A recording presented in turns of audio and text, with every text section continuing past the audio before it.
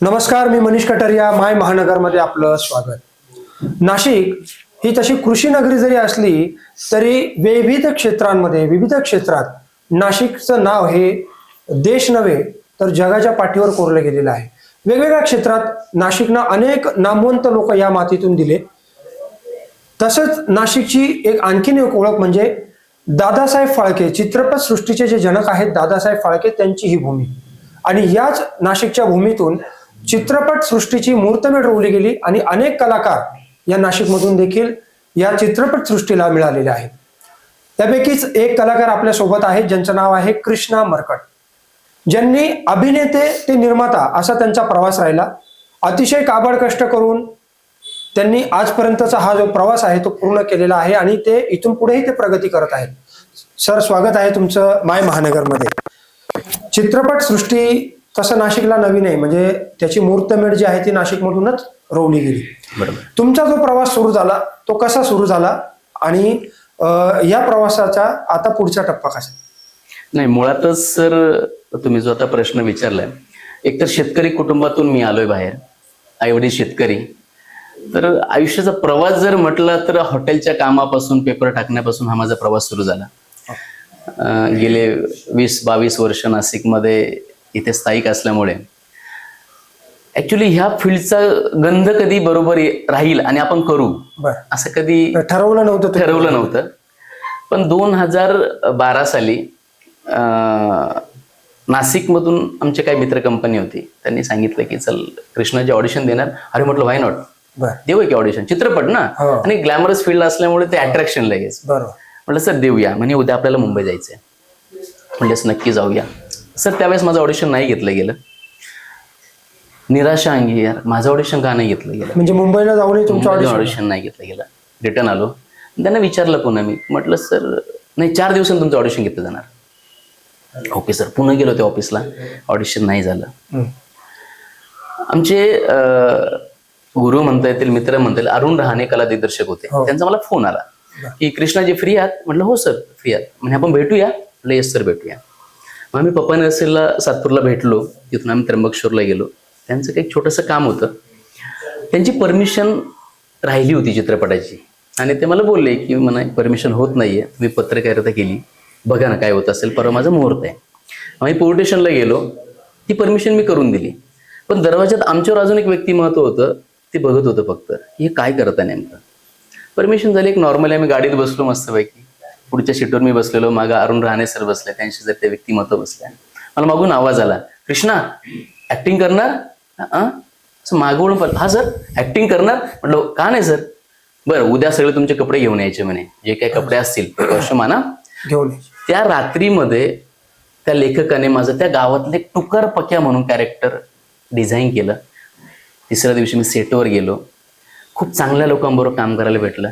ते व्यक्तिमत्व म्हणजे प्रतापदादा गंगवणे, ज्या मराठी इंडस्ट्रीमधलं खूप मोठं नाव आहे लेखक. बरोबर. ती माझ्या आयुष्याची सुरुवात. मग तिथून त्यांनी सांगितलं एक काम करा ना, या चित्रपटाचं लाईन प्रोडक्शन पण तुम्ही करा. अच्छा. हो. मग ते लाईन प्रोडक्शन प्लस ऍक्टिंग, हा माझा 2012चा पहिला चित्रपट जुगाड. अच्छा. तो 2012 का त्याचं गाणं आहे बघा, ते आमचा नेता लई पॉवरफुल. त्या गाण्यामध्ये 3 मध्ये डान्सला मी एक. हो. मग ती कोरिओग्राफी, मग तिथून तो प्रवास सुरू झाला. एक साधारणतः 23 दिवस शूट होतं, कम्प्लीट पूर्ण झालं. ऑल ओव्हर महाराष्ट्र चित्रपट रिलीज झाला. मग तिथून त्या फील्डची सुरुवात. नाही आता थांबायचं नाही. अच्छा. आता पुढे जिद्द असेल आणि खरंच मनातून जर इच्छा असेल तर ते तुमच्यापासून कोणी हिरावून घेऊ शकत नाही. बिलकुल नाही. तुमच्या बाबतीत जरी म्हणायचं झालं, जसं तुम्हाला पहिल्या ऑडिशनला थांबवलं गेलं किंवा नाकारलं गेलं, ती संधी तुम्हाला स्वतःहून चालत आली. हो. जे मिळायचंय नशिबामध्ये ते भेटायला गेले तरी ते मिळणार तुम्हाला. फक्त तुमचा निश्चय असावा. बरोबर. तुमची आत्मीयता त्या कामाविषयी तेवढी असावी. बरोबर. मग यार आपण का नाही करू शकत. आपला PR चांगला आहे, आपलं रिलेशन चांगले आहे. मग तिथून पुढे मी ग्रेप घेत गेलो. 2016ला मी रेती चित्रपट केला वळू माफियावर. त्यानंतर मी बरड केला, मी होई साहेब केला. त्यानंतर मी उर्मी केला 2020-21ला. ह्या वर्षीचा माझा सुपरहिट चित्रपट गुलकंद मी केला. तर आतापर्यंत त्या प्रवासामध्ये साधारणतः 20 ते 25 चित्रपट, G5ची मी पैठणी वेब सिरीज केली. अच्छा. हो. बाकी मग ऑल सेक्शन्स, वेब सिरीज असो, सिरियल असो, मूवी असो, या गोष्टी करत करत इथपर्यंत आता. पण हे सर्व तुम्ही नाशिकमध्येच केलं? पूर्णपणे नाशिकमध्ये सर. मग चित्रपट सृष्टी म्हटलं, सिने इंडस्ट्री ही तर म्हणजे तसं पाहिलं तर ह्याचा ग्लॅमर आहे, ग्लॅमरस इंडस्ट्री. मुंबईमध्ये मोठ्या प्रमाणावर ही इंडस्ट्री म्हणजे मुख्य तिथूनच आहे. मग नाशिकमध्येच तुम्ही प्राधान्य देण्याचं कारण? नाही, आता होतं काय सर, आर्थिक राजधानी म्हटलं की लोक तो विचार करणार आहे. बरोबर. बरोबर, मुंबई. पण सर्वात महत्वाची गोष्ट मनात खंत कुठे असते माहितीये का, अरे चित्रपट सृष्टीचे जनक नाशिकचे दादासाहेब फाळके, हो. मग मी कोल्हापूर पुणे मुंबई का जावं? बरोबर. बरोबर ना. मी मुंबईला ऑडिशन जायचं, ऑडिशन नाही घेतलं गेलं, बरं मुंबईला जाणं राहणं खाणं सोपं नाही. जेमतेम हालाकीची परिस्थिती जर म्हटलं, स्टेशनवर जर वडापाव खाऊन जर झोपावं लागत असेल एक ऑडिशनसाठी, आणि मग माझं नाशिक का वाईट? बरोबर. दादासाहेब फाळके घेतलेत ना, हो. पण तो निश्चय घेतला 2019ला. या पहिले 50 वर्ष नाशिकला कधी सिरियल नव्हत्या. हो. 2019ला पहिली सिरियल मी नाशिकला घेतली, सुंदरा मनामध्ये भरली. अच्छा. सुंदरानंतर मी घेतली पिरतीचा वनवा पेटला कलस मराठी. बरं. त्यानंतर मी तुझं माझं सपन सोनी मराठी हा तिसरा शो केला. हो. त्यानंतर मी चिन्मय उदिरकर दादा आणि मी जयशंकर ही सिरियल केली. अच्छा. त्यानंतर मी लई आवडतीस तुम्हाला कलर्स मराठीचा शो केला. अच्छा. आता मी इंद्रायणी केला. बरं. अशा 5 वर्षामध्ये जवळजवळ 6 शो मी नाशिकमध्ये केले. अरे वा. पण मग नाशिकमध्ये इतकं पोटेन्शियल आहे, परंतु पाहिजे त्या प्रमाणामध्ये इंडस्ट्री वाढत नाही, त्याचं कारण काय वाटतं? नाही, सर्वात महत्वाची गोष्ट काय, आता इंडस्ट्री वाढवण्याचा विषय माझं म्हणणं का नाशिककरांनी ते कॅश करावं आता. अच्छा. आणि कदाचित त्यामध्ये पॉलिटिकल पण काही गोष्टी येत असतील. आता फिल्म सिटी हा पेंडिंग विषय आपल्या बऱ्याच हो, दिवसात. बऱ्याच दिवसात चित्रपट नगरी जी आहे, नगरी जे मुंडेगावचा मुंडेगाव विषय जवळ, होता. हो. आता मध्यंतरी काहीतरी भुजबळ साहेबांकडे आमचे श्याम लोंढे, अमित कुलकर्णी हे सगळे लोक घेऊन बसले होते, पण आता तो कधी होतो हे माहित नाहीये. बरं. पण नाशिकला तसे तंत्रज्ञ पण अजून अवेलेबल नाहीये. बरं. ती गरज नाशिकला खूप आहे सध्या. बरं. हो का, ते प्रशिक्षणावाई तुम्ही तंत्रज्ञ घेतले पाहिजे.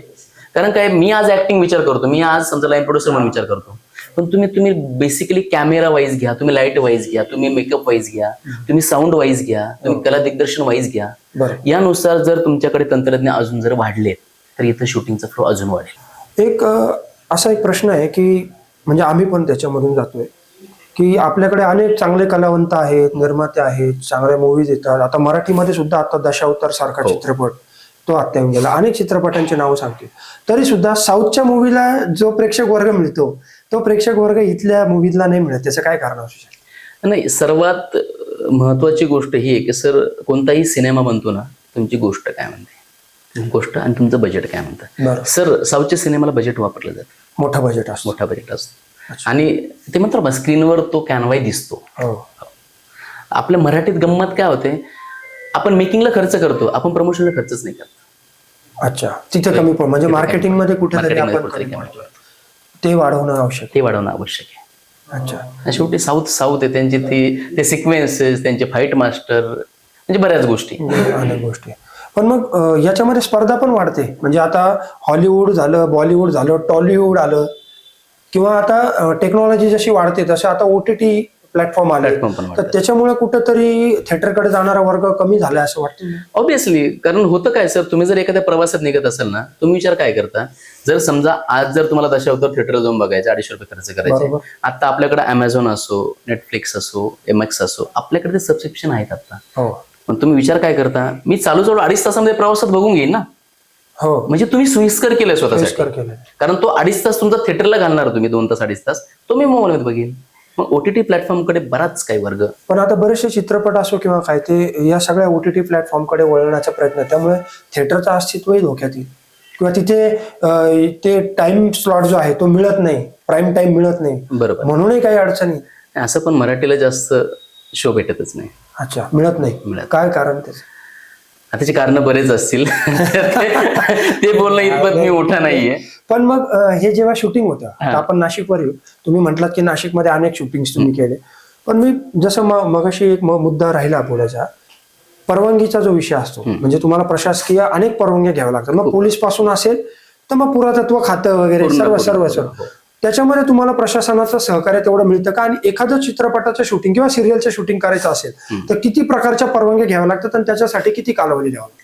नाही, आता सर्वात महत्वाची गोष्ट काय होते, ज्यावेळेस कोविडचा काळ होता ना, कोविडच्या काळामध्ये कलेक्टर ऑफिस पासून परवानगी घ्यावी लागायच्या. पण आता कलेक्टरची परवानगी गरजेची नाहीये, पोलिसांची पहिली परवानगी गरजेची असते. ते पण प्रायव्हेट प्रॉपर्टी जर असेल तर त्या मालकांची NOC घेऊन पोलीस प्रशासन, ट्रॅफिक प्रशासन, तुम्ही रस्त्यावर तुम्ही आउटडोअरला किती प्रमाणात येत आहे. इंडोर जर असेल तर मग रस्त्यावरचं टेन्शन नसतं त्यांना. पण तुम्ही बाहेर जाणार असेल तर तुम्हाला पोलीस परवानगी घ्यावीच लागते. अच्छा, पण मग त्याच्यामध्ये किती बराचसा कालावधी जात असेल? साधारणतः चित्रपट जर असेल तर साधारण लोकेशन डिपेंड, तुम्ही कोणतं लोकेशन किती दिवस घेताय. कारण समजा आज मला रस्त्यावर 2 दिवस शूट असेल, उद्या मला फाळके स्मारक 2 दिवस शूट असेल, 2 दिवस बंगल्यात असेल. फाळके स्मारक जर हा पब्लिक प्लेस आला, बरोबर, रोड जर आला पब्लिक प्लेस आला, हो. घर जर असेल तो प्रायव्हेट प्लेस आला. घराची वेळेस मला ती एवढी गरज पडत नाही. ह्या दोन्ही गोष्टींना मला मग महानगरपालिका आली, महापालिकेची एनओसी घ्यावी लागते. ती एनओसी घेऊन पोलिसांना पुटअप करायची, पण ते पोलिसांनी फायनल आपल्याला परवानगी द्यायची. सर तुम्ही कोपरगाव मधून तुम्ही तुमचं महाविद्यालयीन शिक्षण पूर्ण केलं, शालेय शिक्षण पूर्ण आणि नंतर नाशिकला. तुमच्या परिवारामधून कोणी आधी ह्या इंडस्ट्रीमध्ये कोणी होतं किंवा काय, किंवा तुम्हाला प्रेरणा कशी मिळाली?